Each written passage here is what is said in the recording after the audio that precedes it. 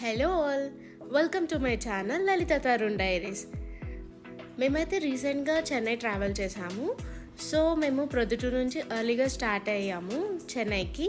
So ఇక్కడ మా morning views అయితే చాలా బాగుండే. ఆన్ ద వే అయితే మేము బ్రేక్ఫాస్ట్ చేసి వెళ్ళామన్నమాట.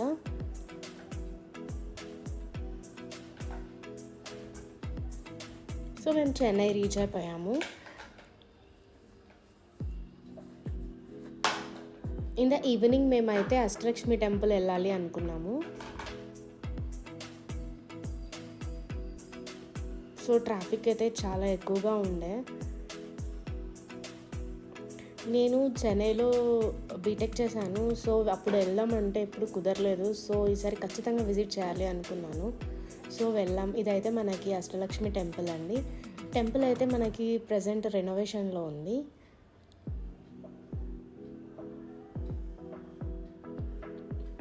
అండ్ మేము ఇలా టెంపుల్ బయటికి వచ్చాక ఇలాగా కొంచెం ఫ్రూట్స్ అండ్ బొరుగుల మిక్చర్ అయితే తీసుకున్నాము.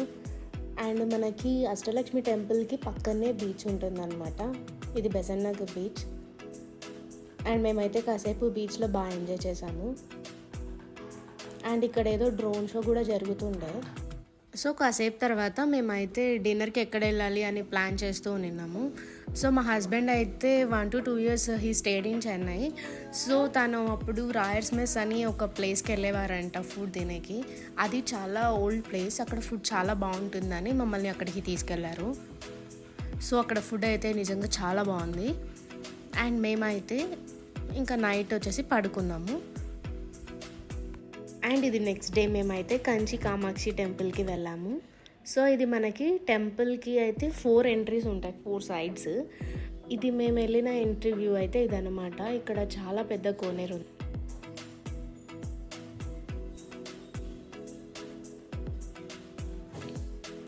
టెంపుల్ అయితే చాలా పెద్దది.